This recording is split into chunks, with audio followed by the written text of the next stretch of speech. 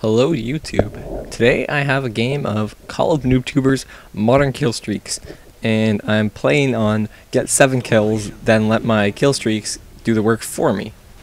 I'm using the most try-hard class I could possibly think of, which would consist of a red dot ACR, an A12 with grip, scavenger, stopping power, ninja, claymores, and of course I'm going for 2 nukes in one game because winning once just isn't enough for me.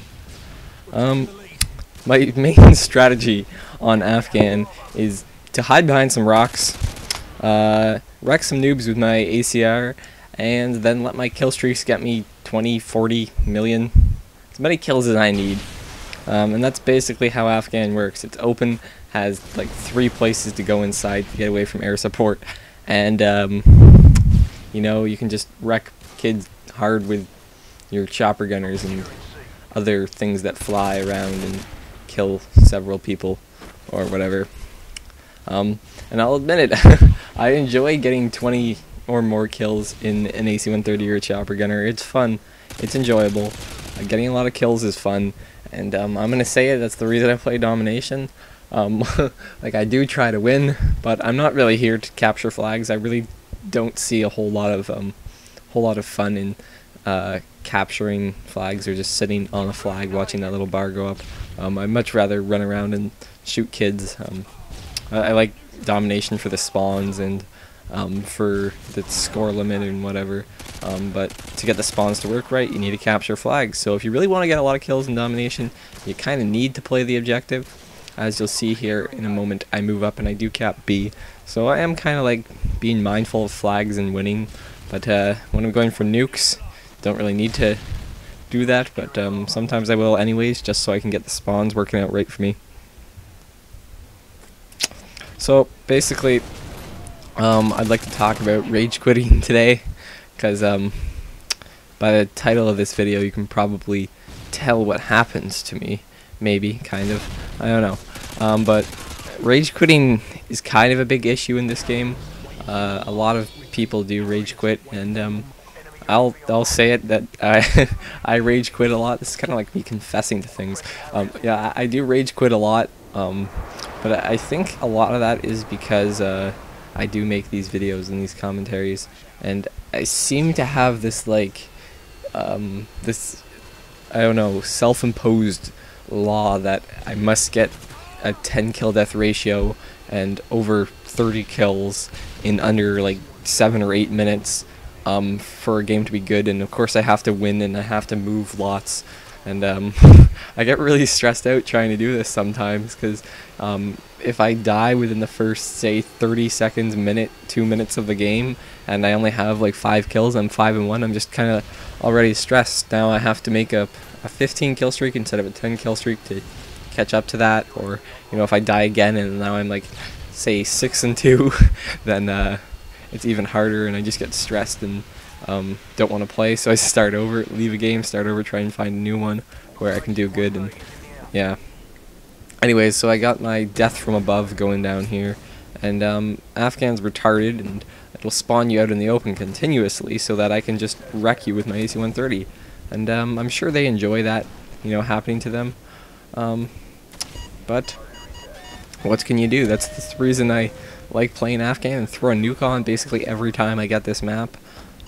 If not, throw on Predator, Harrier, Chopper Gunner, and get like 3 or 4 Chopper Gunners in a game, and all of a sudden you're at 70 or 80 kills in a regular domination map. That's pretty impressive if you ask me.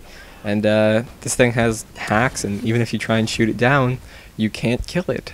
So yeah, I picked myself up a nuke, and I'm on this like mystical quest to find 2 nukes in a single game, as I get AT4 direct. Like, I think the guy hit me like in the chest with that, but yeah, going for 2 nukes in a single game, maybe 3 if I could. You know, I'm looking at the score and it was like 70ish, and if I go quickly, I could possibly make 3 in a single game, but I don't know, that's not the point. Back to my rage quitting. I do think it's kind of an issue. I kind of like what Halo's done with their whole, if you're not familiar with it, if you leave too many games, it'll ban you, like temporarily. It'll give you like a 15 or 30 minute ban from playing online. and then basically after that, for a period of time, if you leave even one game, it'll ban you for 15-30 minutes.